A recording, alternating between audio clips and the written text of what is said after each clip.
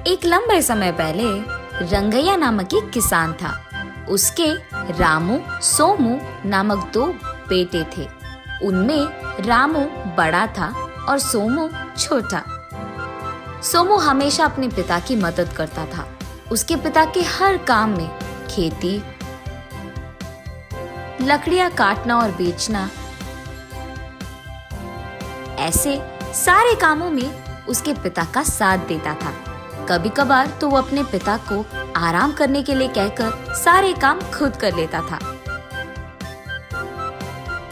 ऐसे वो दोनों बहुत मेहनत से काम करके आए हुए पैसों को बचाते रखते हैं।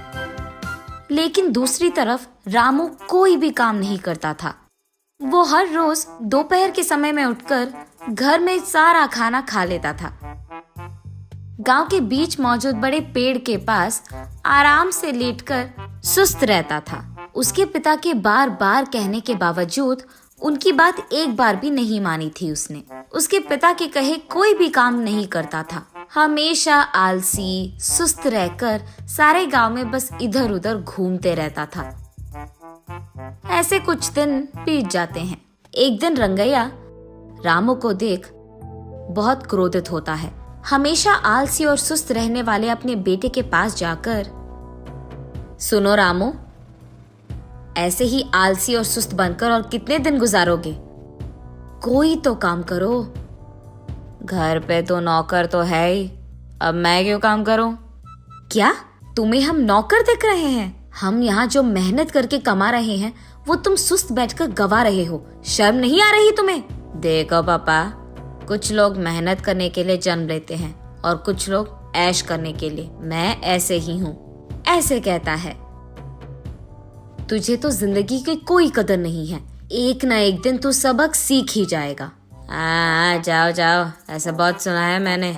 ऐसे कहता है रामू। रंगैया को गुस्सा आता है और वो वहाँ से खेत की ओर बढ़ने लगता है। रास्ते में उसे उसका दोस्त रमणा मिलता है। क्या हुआ रंगैया, ऐसे हो? क्या हो गया?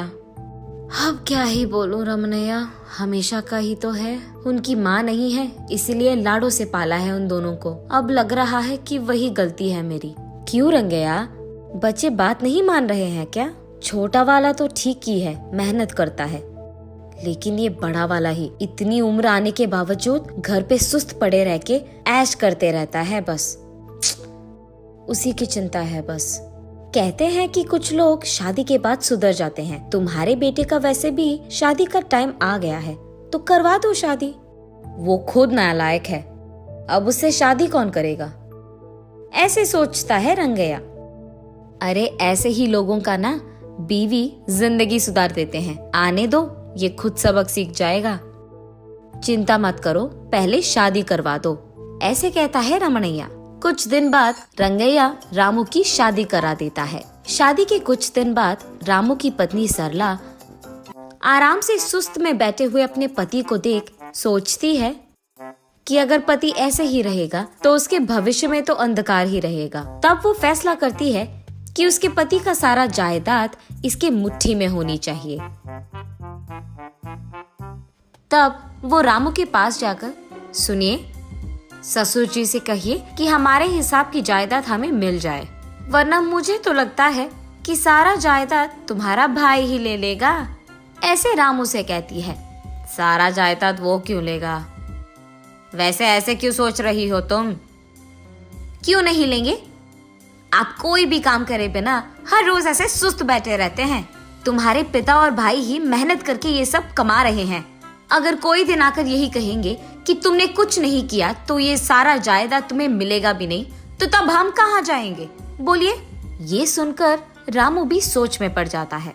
उसे लगता है कि उसकी बीवी के बातों में सच तो है। तब उसकी बीवी ऐसे कहती है, अब ज्यादा सोचिए मत, जाओ और हमारे हिसाब का जायदाद लेकर आओ। पैसे मिल गए तो ऐसे हर दिन सुस्त में आराम से बैठ पाओगे, ठीक है? और इतना ही नहीं, एक बार जो हमें हमारा हिसाब मिल गया ना, तो आपके भाई और पिता भाड़ में जाए, हमको क्या लेना देना। बात तो सही है। ऐसे कहता है रामू। अगले दिन सुबह रामू उसके पिता के पास जाकर, पापा, हमारे हिसाब का जायदाद हमें दे दो, ऐसे कहता है। क्या जायदाद में हिसाब? तुम्हारा है ही कहाँ जायदाद? ये सुनकर आश्चर्यचकित होकर रामू, हाँ ये क्या, जो भी हमारे पास है उसमें तो आधा मेरा हिस्सा है ना, और इतना ही नहीं, मैं तो बड़ा बेटा हूँ, इस कारण तो मुझे ज्यादा मिलना चाहिए। अब तक तुमने एक भी काम नहीं किया, 1 रुपए भी नहीं कमाया, और तुम्हें आधे से ज्यादा जायदाद मिलनी चाहिए? काम नहीं किया तो क्या हुआ, हमारी वंश की परंपरा के हिसाब से तो मुझे जायदाद आधे में मिलनी चाहिए। ठीक है, मेरे कमाए हुए पैसों में ये घर और वो खेत, बस ये दोनों आएंगे, इसलिए इसमें आधा हिस्सा तुम्हारे नाम पे मैं लिख दूंगा, लेकर चले जाओ, ऐसे कहता है रंगैया। हाँ, तो फिर बाकी के खेत? वो सब तुम्हारे भाई का मेहनत का काम है, वो तुझे कैसे देगा? उन पे तुम्हारा हक भी नहीं है। ये सब देख हैरान होकर रामू उसके बीवी के पास जाकर उसे सब कुछ बताता है। ठीक है, कम से कम ये तो मिला, पहले वो सब ना मेरे नाम कर दो, वरना वो भी ले जाएंगे तुम्हारे परिवार वाले। हाँ, उसकी ये बातें सुनकर रामू बिना कुछ सोचे समझे सारा जायदाद उसके बीवी सरला के नाम कर देता है। अब तक काम पे नहीं गए तुम? काम का शब्द सुनते ही, क्या मैं काम पे जाऊं? क्या बात कर रही हो? आराम से सुस्ती में बैठने के लिए तुम्हारे मेहनत के पैसे नहीं हैं यहाँ पे।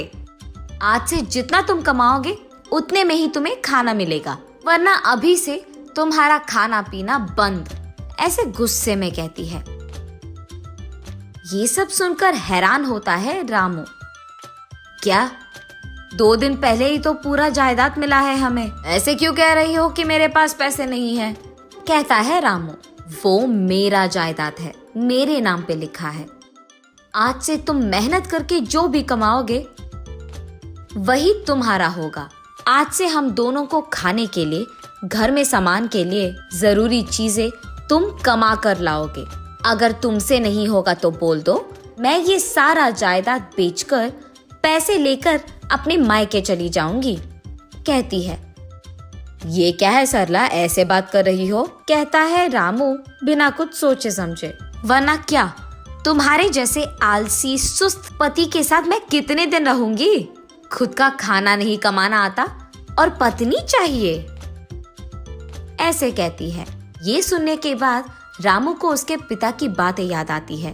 उसके बाद अपना व्यवहार बदलकर उसी दिन से मेहनत से काम करना सीख जाता है। उसको जायदाद में मिले खेत में वो खेती करना शुरू करता है। पशु के दूध निचोड़कर सबको बेचता है, लकड़ियां काटकर और थोड़ा कमाता है। ये सब काम करके आए हुए पैसों को उसके बीवी के हाथों में देता था, तभी उसकी बीवी उसे खाना देती थी। ऐसे वो हर रोज मेहनत करना सीख जाता है। कुछ ही दिनों में उसका वेतन भी बढ़ता है। मेहनत करके पैसे कमाने का मजा रामू को समझ आता है। मेहनत से काम कर रहे अपने बेटे रामू को देख रंगैया को बहुत खुशी होती है और सोमू को खुशी के साथ साथ गर्व भी होता है। नैतिक, जब आदमी का व्यवहार ठीक नहीं रहता है तो समय खुद उसे एक सबक सिखा देता है।